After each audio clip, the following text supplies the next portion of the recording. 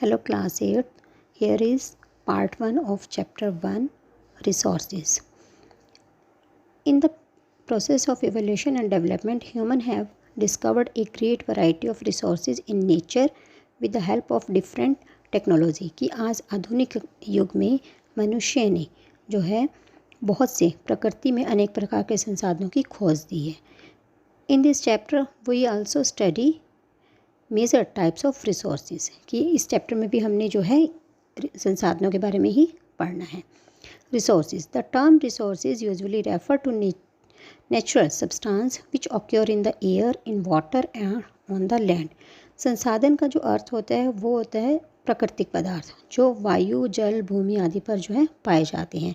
These natural resources include raw material, fuels and minerals, rain, wind, sunlight, soil, vegetation etcetera. और ये resources जो होते हैं प्राकृतिक संसाधन, ये कच्चा माल जैसे कि ईंधन हो गया, खनिज पदार्थ हो गए, बारिश, धूप, मिट्टी etcetera. Resources can be defined in 3 terms: natural resources, human resources and human made resources. Firstly natural resource. Natural resources are thus the natural substances that have utility and the functions on the basis of their origin, use and functions. Natural resources can be classified into different types. यानी कि जो प्राकृतिक संसाधन होते हैं वो God gifted होते हैं, जैसे कि हमारे सन हो गया, पर्वत हो गए, पहाड़ हो गए, ये सब नदियाँ. तो ये जो है डिफरेंट टाइप्स के इसको क्लासीफाइड किया जा सकता है: origin, level of the development and use, distribution and stock. We can represent the classification in the following way. Classification of the natural resources. These are the 4 types: origin, level of development and use, stock and distribution. And origin can be classified into 2: abiotic and biotic. And level of development and use, actual resources and potential resources. Next, stock. Stock is renewable and non-renewable, and distribution is ubiquitous and localized. And the resources based on origin. On the basis of their origin, natural resources can be defined abiotic and biotic. Abiotic resources, these are the resources that are derived from non-living things such as soils, rocks and minerals. ये जो resources होते हैं ये हमारे अजैविक resources कहलाते हैं, संसाधन जो कि हमें non-living things जैसे कि मिट्टी, पहाड़ और खनिज लवण से प्राप्त होते हैं.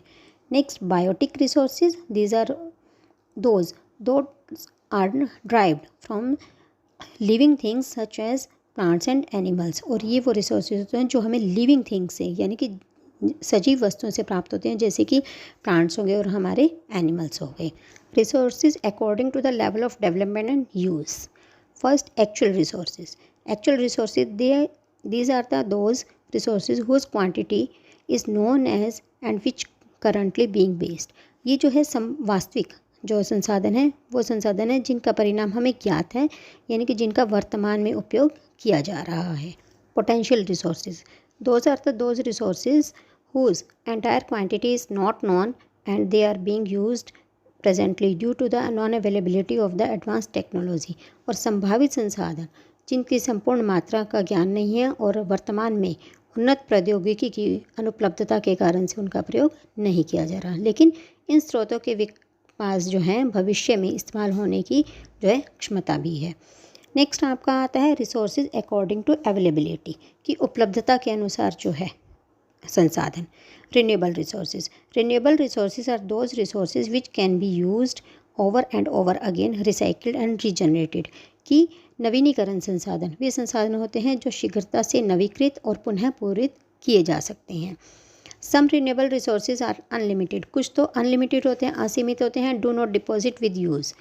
जो thermal or solar energy, wind power or some example of this kind. यानी कि जो सूर्य ऊर्जा है और हमारी जो विंड पावर है ये इसके एग्जाम्पल है. However not all on renewable resources are unlimited. Careless use of the certain renewable resources like water, soil and forest affect this stock. अब चाहे हमारे पास जो नॉन रिन्यूएबल जो रिन्यूएबल रिसोर्सेज होते हैं वो असीमित है, परंतु यदि हम उसका केयरलेस से यूज़ करें तो वो भी धीरे धीरे ख़त्म हो जाएंगे, जैसे कि वाटर है, पानी है, सॉइल है, फॉरेस्ट है, क्योंकि फॉरेस्ट की कटिंग से वो ख़त्म हो जाएंगे, पेड़ पौधे और सॉइल और मिट्टी की उपजाऊ शक्ति नहीं रहेगी। तो these are called sustainable resources. And now non renewable resources. Non renewable resources are those resources which can be used only once, जो एक ही बार यूज़ किए जाते हैं, which they can not be replaced, उनके स्थान और कोई नहीं ले सकता।